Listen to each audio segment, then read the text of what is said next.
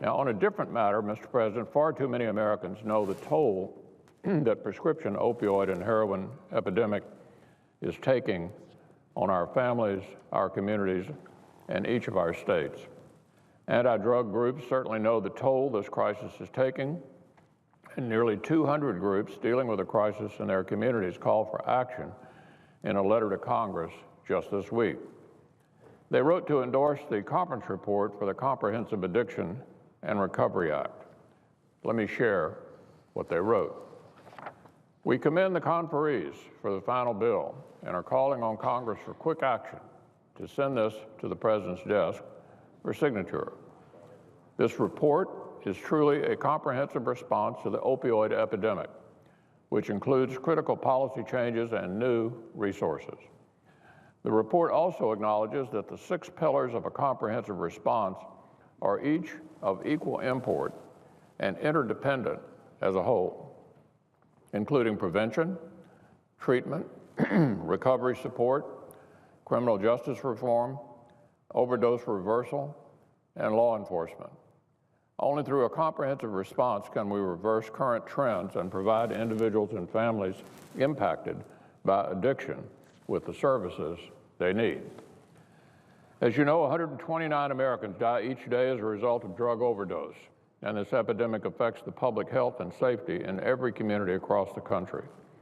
This bill is the critical response we need. These are groups like the Vermont Recovery Network, the Free Heroin's Hold in Minnesota, Kent County Memorial Hospital in Rhode Island, and Voices of Hope in my home state of Kentucky, among dozens and dozens more. Many have seen the impact of this epidemic firsthand. They know the difference this legislation could make, and they're calling for us to send this bill to the President as soon as possible. There's no reason our Democratic colleagues shouldn't support this conference report now as well, especially given their support for CARA when the Senate voted 94-1 to pass it. The senior senator from Vermont called the bill historic and said he was proud to be a co-sponsor. The senior senator from Ohio has commended colleagues for coming together in a bipartisan way and taking action on the opioid epidemic that is devastating communities across our country.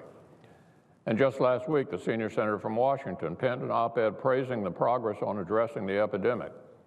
I'm proud, she wrote, to be working with Republicans and Democrats to conference legislation, the Comprehensive Addiction and Recovery Act, CARA, which would offer cities and states stronger tools to confront opioid addiction.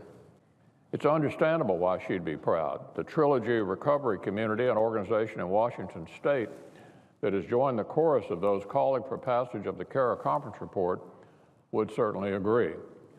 The conference report the Senate will soon consider can make a difference for the American people. It's the product of years of hard work, and it's very similar to the CARA bill that already passed the Senate with no Democratic opposition. Now's the time to finalize it, as the nearly 200 groups who fight this epidemic in our states are advocating, because this issue is just too important to be caught up in partisan politics.